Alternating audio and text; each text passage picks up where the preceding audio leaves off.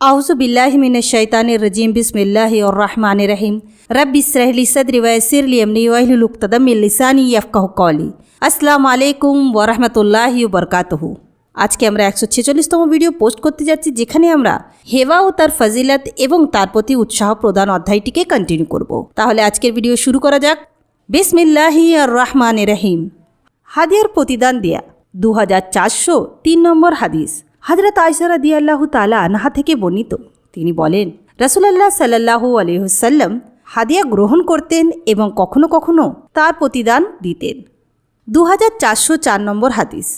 হযরত নোমান ইবনে বসীর রাদিয়াল্লাহু তাআলা আনহু থেকে বর্ণিত, তিনি বলেন, তার পিতা তাকে সাথে নিয়ে রাসূলুল্লাহ সাল্লাল্লাহু আলাইহি ওয়াসাল্লামের নিকট পৌঁছে বললেন, আমি আমার এই পুত্রকে একটি গোলাম দান করেছি। নবী করিম সাল্লাল্লাহু আলাইহি ওয়াসাল্লাম তাকে জিজ্ঞেস করলেন, তুমি কি তোমার সকল সন্তানকে তার মতো দান করেছো? তিনি বললেন, না। নবী করিম সাল্লাল্লাহু আলাইহি ওয়াসাল্লাম বললেন, তবে এটা ফেরত নিয়ে নাও। হে বাবা, দানের ব্যাপারে কাউকে সাক্ষী মানা। 2405 নম্বর হাদিস। হযরত আমের রহমাতুল্লাহি থেকে বর্ণিত, তিনি বলেন, আমি নোমান ইবনে বশীরকে মিম্বারে উঠে বলতে শুনেছি, আমার পিতা আমাকে একটি জিনিস দান করলে আমার মাতা উমরাহ বিনতে রাওয়াহ বললেন, যে পর্যন্ত না এ ব্যাপারে রাসূলুল্লাহ সাল্লাল্লাহু আলাইহি সাল্লামকে সাক্ষী করছেন সে পর্যন্ত আমি সন্তুষ্ট নয়। সুতরাং তিনি রাসূলুল্লাহ সাল্লাল্লাহু আলাইহি সাল্লামের নিকট গিয়ে বললেন, আমার স্ত্রী আমরাহের গর্ভজাত আমার পুত্রকে আমি একটি জিনিস দান করেছি, হে আল্লাহর রসুল, কিন্তু সে এই ব্যাপারে আপনাকে সাক্ষী করার জন্য আমাকে বলেছে। রাসূলুল্লাহ সাল্লাল্লাহু আলাইহি সাল্লাম তাকে জিজ্ঞেস করলেন, তুমি কি এভাবে তোমার সব সন্তানকেই দিয়েছ? সে বলল, না। এ কথা শুনে তিনি বললেন, আল্লাহকে ভয় করো এবং তোমার সন্তানদের মধ্যে ইনসাফ করো। নবী করিম সাল্লাল্লাহু আলাইহি ওয়াসাল্লাম বলেন, এর পরদিন তিনি দান ফিরিয়ে নেন এবং তার পুত্রও তা ফেরত দেয়। 2406 নম্বর হাদিস। হযরত আয়েশা রাদিয়াল্লাহু তাআলা আনহা থেকে বর্ণিত, অসুস্থতার কারণে নবী করিম সাল্লাল্লাহু আলাইহি ওয়াসাল্লাম চলাফেরা করতে অক্ষম হয়ে পড়লে এবং তার পীড়া কঠিন হয়ে দাঁড়ালে তিনি আমার অর্থাৎ আয়েশা রাদিয়াল্লাহু তাআলা আনহার ঘরে অবস্থানের জন্য তার সকল স্ত্রীর নিকট অনুমতি চাইলেন। তারা সকলেই তাঁকে অনুমতি প্রদান করলেন। তিনি দুজন লোকের কাঁধে ভর দিয়ে এমনভাবে চলতে থাকলেন যে তার পদদয় মাটিতে হেঁচড়াচ্ছিল। যে দুজন লোকের মাঝখানে তিনি চলছিলেন তাদের একজন আব্বাস রাদিয়াল্লাহু তাআলা আনহু, অন্যজন আরেক ব্যক্তি। রাবি ওবায়দুল্লাহ বলেন, আয়েশা রাদিয়াল্লাহু তাআলা আনহা যা বললেন তা আমি ইবনে আব্বাস রাদিয়াল্লাহু তাআলা আনহু-এর নিকট বললে তিনি আমাকে জিজ্ঞাসা করলেন, আয়েশা রাদিয়াল্লাহু তাআলা আনহা যে লোকটির নাম বললেন না, তিনি কে তুমি জানো? আমি বললাম, না। তিনি বললেন, সে ব্যক্তি আলী ইবনে আবু তালিব রাদিয়াল্লাহু তাআলা আনহু। 2407 নম্বর হাদিস। হযরত ইবনে আব্বাস রাদিয়াল্লাহু তাআলা আনহু থেকে বর্ণিত, নবী করিম সাল্লাল্লাহু আলাইহি ওয়াসাল্লাম বলেছেন, যে ব্যক্তি দান করে তা ফিরিয়ে নেয় সে এমন কুকুর সদৃশ্য যে বমি করে পুনরায় তা খেয়ে ফেলে। 2408 নম্বর হাদিস। হযরত আসমা রাদিয়াল্লাহু তাআলা আনহা থেকে বর্ণিত, তিনি বলেন, আমি বললাম, হে আল্লাহর রসুল, জুবায়ের আমাকে যা দিয়েছেন তাছাড়া আমার নিকট আর কোনো অর্থ সম্পদ নেই, আমি কি তা থেকে সাদকা করব? তিনি বললেন, হ্যাঁ, সাদকা করো এবং কৃপণতা করে সম্পদকে থলি বা বক্সে আবদ্ধ করে রেখো না, তাহলে তোমাকে দেয়ার ব্যাপারেও আবদ্ধ করে রাখা হবে। গুনে গুনে দান করলে আল্লাহ গুনে গুনে দান করবেন। 2409 নম্বর হাদিস। হযরত আসমা রাদিয়াল্লাহু তাআলা আনহা থেকে বর্ণিত, রাসূলুল্লাহ সাল্লাল্লাহু আলাইহি ওয়াসাল্লাম বলেছেন, হে আসমা, খরচ করো আর গুনে গুনে রেখো না, তাহলে আল্লাহ তোমাকে গুনে গুনে দান করবেন। আবার বক্সে বা সিন্ধুকে আবদ্ধ রেখো না, তাহলে আল্লাহ তোমাকে প্রদানে আবদ্ধ রাখবেন। আপনজনকে দান করলে অধিক সওয়াব। 2410 নম্বর হাদিস। হযরত ইবনে আব্বাস রাদিয়াল্লাহু তাআলা আনহু-এর আজাদকৃত গোলাম কুরাইব নবী করিম সাল্লাল্লাহু আলাইহি ওয়াসাল্লামের স্ত্রী মাইমুনা বিনতে হারেস রাদিয়াল্লাহু তাআলা আনহা থেকে বর্ণনা করেছেন যে মাইমুনা রাদিয়াল্লাহু তাআলা আনহা তাকে বলেছেন, তিনি তার একটি দাসীকে মুক্তি করে দিয়েছেন, কিন্তু রাসূলুল্লাহ সাল্লাল্লাহু আলাইহি ওয়াসাল্লাম থেকে অনুমতি নেননি অথবা তাকে জানাননি। পালাক্রমে তার ঘরে থাকার দিন আসলে তিনি বললেন, হে আল্লাহর রসুল, আপনি কি জানেন যে আমি আমার দাসীটিকে মুক্ত করে দিয়েছি? এটা শুনে রাসূলুল্লাহ সাল্লাল্লাহু আলাইহি ওয়াসাল্লাম জিজ্ঞেস করলেন, সত্যি কি তাই করেছো? মাইমুনা রাদিয়াল্লাহু তাআলা আনহা বললেন, হ্যাঁ। রাসূলুল্লাহ সাল্লাল্লাহু আলাইহি ওয়াসাল্লাম বললেন, যদি তুমি তোমার মামাকে এটা দান করতে তবে সর্বাধিক সওয়াব লাভ করতে। স্বামীর সন্তুষ্টির জন্য স্বপত্নীকে দান। 2411 নম্বর হাদিস। হযরত আয়েশা রাদিয়াল্লাহু তাআলা আনহা থেকে বর্ণিত, তিনি বলেন, নবী করিম সাল্লাল্লাহু আলাইহি ওয়াসাল্লাম যখন কোনো সফরে বের হওয়ার ইচ্ছা করতেন তখন তার স্ত্রীদের মধ্যে লটারি করতেন। এতে তাদের স্ত্রীদের যার নাম উঠত তাকে তিনি সফরে সাথে নিয়ে যেতেন। সওদা বিনতে জামা রাদিয়াল্লাহু তাআলা আনহা ব্যতীত তিনি প্রত্যেক স্ত্রীর জন্য একটি দিন এবং রাত বন্টন করতেন। সওদা বিনতে জামা তার অংশের দিন ও রাত অন্য কাউকে না দিয়ে রাসূলুল্লাহ সাল্লাল্লাহু আলাইহি সাল্লামের সন্তুষ্টি লাভের জন্য তার স্ত্রী আয়েশা রাদিয়াল্লাহু তাআলা আনহাকে দান করেছিলেন। হাদিয়া দেওয়ার ক্ষেত্রে অগ্রাধিকার। 2412 নম্বর হাদিস। হযরত আয়েশা রাদিয়াল্লাহু তাআলা আনহা থেকে বর্ণিত, তিনি বলেন, আমি বললাম, হে আল্লাহর রসুল, আমার দুজন প্রতিবেশী আছে, আমি উপহার পাঠালে তাদের কাকে পাঠাবো? তিনি বললেন, যার দরজা তোমার অধিক নিকটে। কোনো কারণে উপহার গ্রহণ না করা। 2413 নম্বর হাদিস। নবী করিম সাল্লাল্লাহু আলাইহি সাল্লামের সাহাবায়ে কেরাম হযরত সাব ইবনে জাসসামা আল লাইসি রাদিয়াল্লাহু তাআলা আনহু থেকে বর্ণিত, তিনি নবী করিম সাল্লাল্লাহু আলাইহি সাল্লামকে বন্য গাধা উপহার দিয়েছিলেন। এই সময় নবী করিম সাল্লাল্লাহু আলাইহি সাল্লাম আবহাওয়া অথবা ওয়াদ্দান নামক স্থানে এহরাম বাঁধা অবস্থায় ছিলেন। তিনি উপহার ফিরিয়ে দেন। সাব বর্ণনা করেছেন, আমার উপহার ফিরিয়ে দেওয়ার কারণে আমার চেহারা অসন্তুষ্টি নির্দেশন দেখে তিনি বললেন, তোমাকে উপহার ফেরত দেওয়ার কোনো কারণ আমার নেই, কিন্তু আমরা সকলে যে এহরাম বাঁধা অবস্থায় আছি। 2414 নম্বর হাদিস। হযরত আবু হুমায়দ সাইদি রাদিয়াল্লাহু তাআলা আনহু থেকে বর্ণিত, তিনি বলেন, আবদ গোত্রের একটি লোককে নবী করিম সাল্লাল্লাহু আলাইহি সাল্লাম যাকাত আদায়কারী রূপে নিয়োগ করলেন। সে তা আদায় করে ফিরে এসে বললেন, এগুলো আপনার আর এগুলো আমাকে উপহার দেওয়া হয়েছে। তখন নবী করিম সাল্লাল্লাহু আলাইহি ওয়াসাল্লাম বললেন, তবে সে কেন তার পিতা বা মাতার ঘরে বসে থাকলো না? তাহলে দেখা যেত তাকে উপহার পাঠানো হয় কি না। সেই মহান সত্তার কসম যার কতলে আমার জীবন, এই জাকাতের অর্থ থেকে যেই কিছু গ্রহণ করবে কিয়ামতের দিন সেগুলো ঘাড়ে বহন করে আনবে। উট হলে তা উটের মতো চিৎকার করে বলতে থাকবে যে আমি সৎকার অর্থ গ্রহণ করেছি। এরপর তিনি তার দুহাত এরূপ উত্তোলন করলেন যে আমরা তার বগলের শুভ্রতা দেখতে পেলাম। তিনি বললেন, হে আল্লাহ, আমি কি পৌঁছে দিতে পেরেছি? হে আল্লাহ, আমি কি পৌঁছে দিয়েছি? তিনি 3 বার এরূপ বললেন। 2415 নম্বর হাদিস। হযরত জাবের রাদিয়াল্লাহু তাআলা আনহু থেকে বর্ণিত, তিনি বলেন, নবী করিম সাল্লাল্লাহু আলাইহি সাল্লাম আমাকে বলেছিলেন, বাহরাইন থেকে মাল আসলে আমি তোমাকে এত দুহাত দিয়ে দেখি, অর্থাৎ অনেক পরিমাণ মাল দেব। এভাবে তিনি 3 বার বলেছিলেন। কিন্তু বাহরাইন থেকে মাল আনার পূর্বেই তিনি ইন্তেকাল করেন। আবু বকর রাদিয়াল্লাহু তাআলা আনহু খলিফা নির্বাচিত হয়ে একজন ঘোষণাকারীকে ঘোষণা করতে বললেন। সে ঘোষণা করল, নবী করিম সাল্লাল্লাহু আলাইহি সাল্লাম কাউকে ওয়াদা দিয়ে থাকলে অথবা তার কাছে ঋণী থাকলে সে যেন আমার অর্থাৎ আবু বকরের নিকট আসে।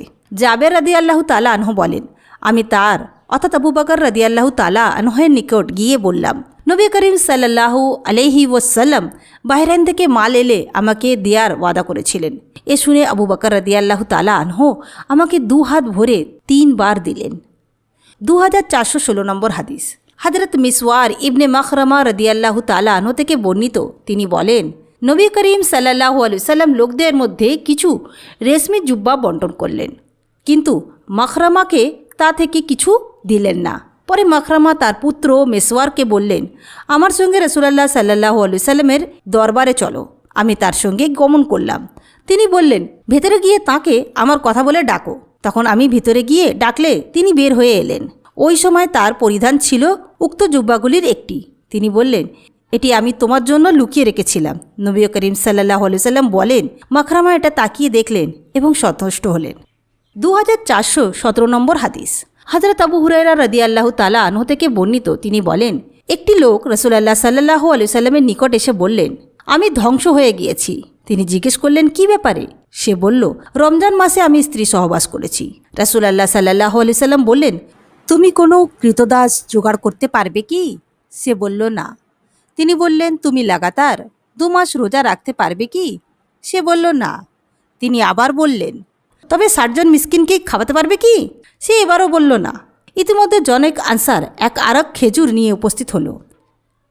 আরক একটি নির্দিষ্ট মাপের ঝুড়ি, যার মধ্যে খেজুর ছিল। রাসূলুল্লাহ সাল্লাল্লাহু আলাইহি সাল্লাম তাকে বললেন, এগুলো নিয়ে সদকা করে দাও। সে বলল, হে আল্লাহর রসুল, আমাদের যে অবি লোকদের মধ্যে কেউ নেই। সেই মহান সত্তার শপথ যিনি আমাকে সত্যবিধান সহ প্রেরণ করেছে, কঙ্করময় ভূমির মধ্যস্থলে অর্থাৎ মদিনায় আমার তুলনায় অভাবগ্রস্ত আর কেউ নেই। রাসূলুল্লাহ সাল্লাল্লাহু আলাইহি সাল্লাম বললেন, যাও এগুলি নিয়ে তোমার পরিবারের লোকদেরকে ভক্ষণ করাও। 2418 নম্বর হাদিস। হযরত জাবের ইবনে আবদুল্লাহ রাদিয়াল্লাহু তাআলা আনহু থেকে বর্ণিত, তিনি জানিয়েছেন, ওহদ যুদ্ধে তার পিতা শহীদ হয়ে গেলে ঋণদাতারা তাদের হক আদায়ের ব্যাপারে কঠোরতা শুরু করলো। সুতরাং আমি রাসূলুল্লাহ সাল্লাল্লাহু আলাইহি ওয়াসাল্লামের নিকট গিয়ে তাকে বললাম, তিনি ঋণদাতাদেরকে আমার বাগানের ফলের বিনিময়ে আমার পিতাকে ঋণ হতে অব্যাহত দেওয়ার আহ্বান জানালে তারা অস্বীকার করল। সুতরাং রাসূলুল্লাহ সাল্লাল্লাহু আলাইহি ওয়াসাল্লাম তাদেরকে আমার বাগান দিলেন না এবং তারা এর ফলও আহরণ করতে পারল না। বরং রাসূলুল্লাহ সাল্লাল্লাহু আলাইহি ওয়াসাল্লাম বললেন, আগামীকাল সকালেই আমি তোমার কাছে আসছি। হযরত জাবের রাদিয়াল্লাহু তাআলা আনহু বলেন, পরের দিন সকালেই তিনি আমার কাছে এলেন এবং খেজুর গাছসমূহ ঘুরে ঘুরে দেখে ফলে বরকতের দোয়া করলেন। এরপর আমি ফল উঠিয়ে তাদের হক পরিপূর্ণ আদায় করলাম এবং তারপরও কিছু ফল থেকে গেল। আমি রাসূলুল্লাহ সাল্লাল্লাহু আলাইহি ওয়াসাল্লামের কাছে এ ব্যাপারে জানালাম। তিনি তখন উপবিষ্ট ছিলেন। ওই সময় হযরত উমর রাদিয়াল্লাহু তাআলা আনহু বসা ছিলেন।